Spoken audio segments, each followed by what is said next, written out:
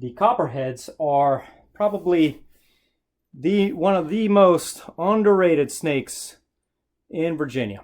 And as you can see here, these beautiful, beautiful, beautiful, beautiful animals that are oftentimes misunderstood, oftentimes killed for poor reasons, mostly for ignorance and due to ignorance and things like that. But one thing I want to point out is that these guys are now statewide distributed, so that you do find these guys throughout the Commonwealth.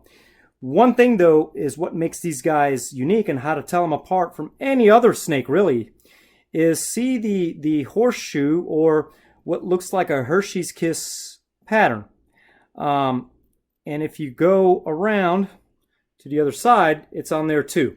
So oftentimes these bands, or these sort of hourglass, or I don't know, saddles, or what I oftentimes refer to as two Hershey's Kisses kissing, is one way to tell them to know whether it's a copperhead or not.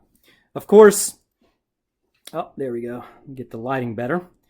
One also way to tell is that the eyes are obviously very unique in that they are the cat eyes. Let me get the lighting better on here. Sorry about that.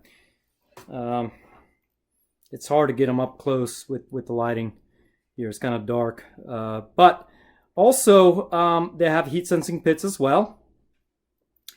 But the telltale sign of whether it's a copperhead or not is that the patterning. And if you see, it's wide on the sides and it gets thin.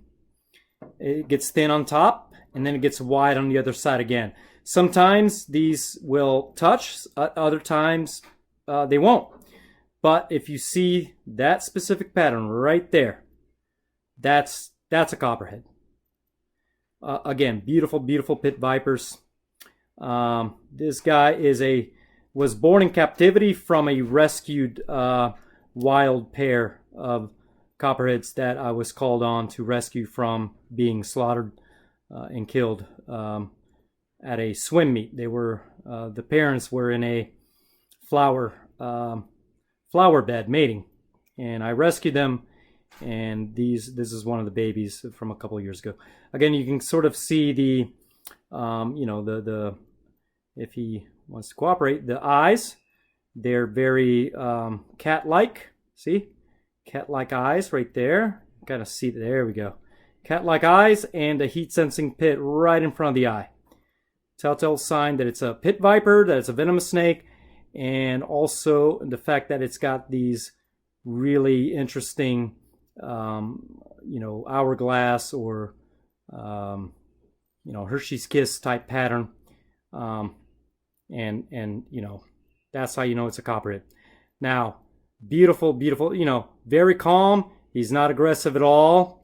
He is not showing any sort of interest in wanting to bite me, although he's getting a little close, and because of the fact that he is venomous, I'm gonna go ahead and scoot away. I never, ever, ever, ever free handle my snakes, and anybody who has venomous snakes should never do that either. Always use the tools available to handle these guys safely. There should be no reason to put your hands on these snakes unless you're doing some medical treatment or something like that, in which case we have other tools that we can use to do it safely as well.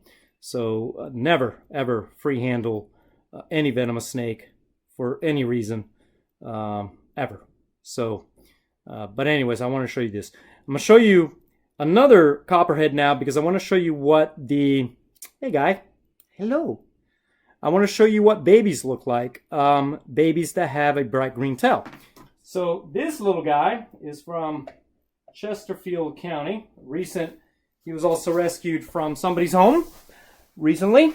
Now notice how this guy's a little bit grayer, a little bit not as golden as the other one. And again, to show you that these guys do have a, their coloration does vary between, you know, within locations and locality.